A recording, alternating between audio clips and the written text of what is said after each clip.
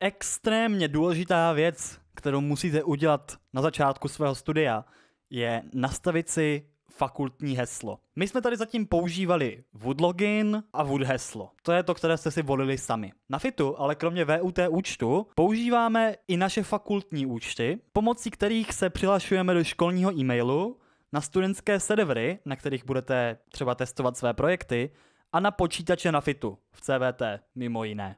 Tohleto fakultní heslo, někdy se mu říká FIT heslo nebo VIS heslo, si musíte první zjistit, ono se vám vygenerovalo nějaké počáteční, a pak si ho musíte změnit, protože je velký bezpečnostní problém, když je vaše heslo někde uložené a dá se jen tak zobrazit. Proč VIS heslo? Je to historická záležitost. Měli jsme na fakultě vlastní informační systém, který se jmenoval VIS a v minulosti se všechno řešilo tam. Nyní se do VISu přihlásíte právě jen proto, abyste si nastavili nové fakultní heslo. Najdete jej na tomto odkazu.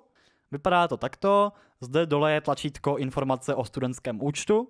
Na to kliknete na odkaz ověření identity. Teď byste se přihlásili do vašeho VUT účtu svým X-loginem, respektive Wood loginem nebo osobním číslem a svým Wood heslem. Zde musíte jen udělat souhlas s použitím informací, takže odkliknete, že ano, a zobrazí se vám informace o účtu, kde vidíte přihlašovací jméno, což je váš FIT X-login. Jak jsem zmínil v jednom z předchozích videí, prakticky na 100% bude tohleto přihlašovací jméno, tento X-login, stejný s vaším Wood loginem, který najdete tady v ISVUT pod vaším jménem. Ve velmi specifických případech to tak být nemusí. V tom případě si jenom dávejte dobrý pozor na to, že používáte správný X-login, když se hlásíte na FIT služby a když se hlásíte do ISVUT, ale to je fakt okrajová záležitost. Takže zde vidíte váš X-login a když kliknete na zobrazit heslo, tak se vám tady zobrazí to počáteční heslo. Další věc, kterou uděláte, bude taková, že se do VISu přihlásíte tímto jménem a tímto heslem a to heslo si změníte. Vy si ho tedy pěkně skopírujete, dáte odhlášení.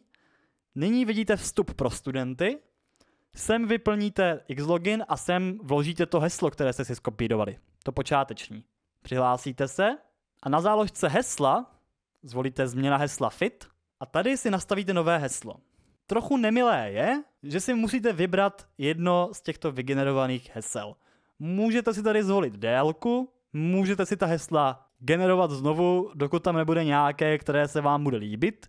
Nicméně si hold musíte vygenerovat a ideálně zapamatovat jedno z těchto hesel. Takže si nějaké vyberete, sem si ho vložíte a kliknete na nastavit. Pak už se do všech fakultních služeb budete přihlašovat pouze vaším fakultním X-loginem a vaším fakultním heslem, které jste si nastavili. Nejdůležitější věcí, ke které se takhle budete přihlašovat, je váš studentský fakultní e-mail. Váš e-mail má tvar xlogin@fit.wood.cz, případně woodbr.cz. Funguje to jak z Wood, tak z woodbr.cz. Jsou to ekvivalentní aliasy. Na fakultní e-mail se můžete dostat pomocí webového klienta Roundcube. Je to na adrese roundcube.fit.woodbr.cz. Zde použijete právě váš fakultní X-login a vaše fakultní heslo, které jste si nastavili. Kontrolujte si svůj e-mail. To je naprosto zásadní věc. Přidejte si ten e-mail do mailového klienta v telefonu, na počítači, všude. Pokud nechcete používat mailové klienty a nezvládnete se pravidelně dívat do toho webového na Roundcube, tak si aspoň nastavte přesměrování na nějaký váš osobní e-mail, protože kontrolovat fakultní e-mail je opravdu zásadní pro to, abyste tady zvládli přežít. Na e-mail vám budou chodit studijní informace, jak obecné, třeba o registracích předmětů a tak podobně, tak vám tam budou chodit informace k těm předmětům samotným. Vyučující vám budou posílat e-maily. Zároveň, pokud vy budete psát někomu, typicky když se budete chtít s nějakým vyučujícím na něčem dohodnout, tak mu píšte z fakultního e-mailu. Pokud mu napíšete z nějakého vašeho osobního e-mailu, tak se ta zpráva k němu možná dostane, ale pravděpodobně ji bude ignorovat. Protože komunikace fakultními e-maily celkem dobře dává najevo, kdo mu píše. Kromě fakultního e-mailu máte k dispozici taky univerzitní e-mail. Bude mít vždycky tvar woodlogin@wood, případně woodbr.cz. Vytváří se tam několik aliasů, zjistíte je na tomto odkaze v intraportálu. A ve výchozím nastavení ty e-maily, které by náhodou přišly na tenhle univerzitní e-mail, se přepošlou na váš fit e-mail, na ten studfitwoodbird.cz, o kterém jsme si doteď povídali. Ideálně tohle neměňte.